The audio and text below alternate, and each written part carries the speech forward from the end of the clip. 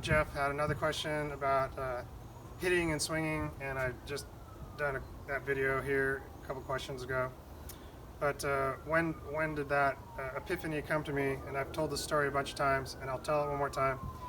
I was on the driving range at the Australian Open, hitting golf balls between Greg Norman and Sandy Lyle. Sandy had just won the Masters, I think, and at the top of his game. I think he was top. Maybe he was the top player in the world. Greg was, I think, number one. Sandy was 2 or 3 or something. And these guys are hitters.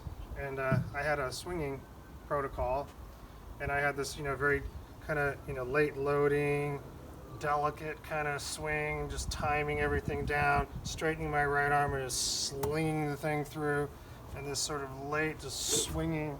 It was very beautiful, very poetic and beautiful looking swing, and it had a certain sound to it. But what I was hearing to my left and right in stereo was like gunshots going off, and these guys hitting, and I'm in the middle hitting these shots, and it was not a wine tasting thing. It was a very real, very real thing.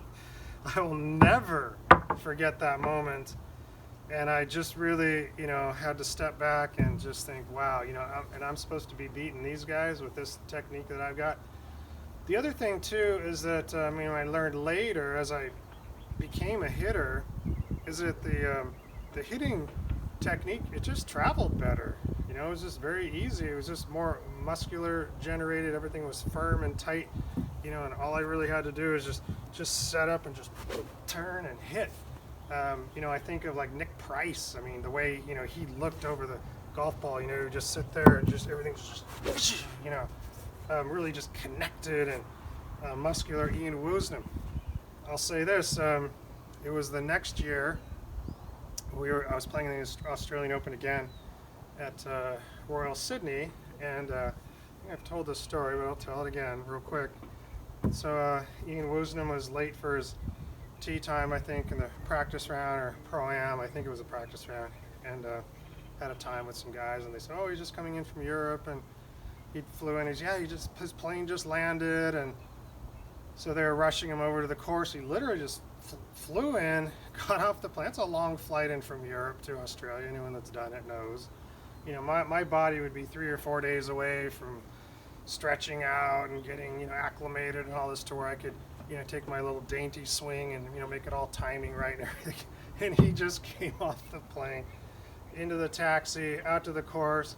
Caddy puts the bag down. He teed the ball real high back then, persimmon driver. Teed it up real high. He just gets up there, kind of moves his shoulders back a little bit, just sets up to that thing. Maybe take like 1 or 2 practice swings. Just sets up to this thing with that little flat swing and just whoosh, just hits this 280 yard, well, in the persimmon era, that was a long drive. Absolutely just killed this thing right down the middle. I just couldn't believe that somebody could fly in from another continent across the oceans and just go right to the first tee and hit a shot like that. So I really felt, I wanted to have more of that kind of technique, something that was more reliable. And as it turned out, it did work out for me, and I did become a much better player and a much better ball striker when I switched from swinging to hitting.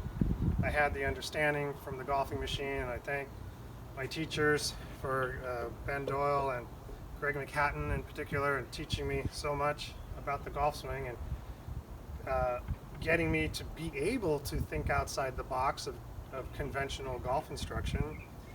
And as I moved into that, neither of them were hitting instructors, so I didn't really have anybody to teach me this kind of thing, so I just kind of had to do it on my own, and I just sort of figured it out with a lot of trial and error and different ways of training my body. I knew what I had to get my body to do, so I worked on that for it took me about 8 months, I would say, and this was like a full-time thing. Like, I'm up at 5 in the morning, running in the morning, strengthening my legs. I was super conscious of my health and diet and visualization, and just really taking notes, and then hitting 500 balls a day, and just working on all these things, and I got to where I could be a hitter and hold shaft flex in about 8 months, so switching over.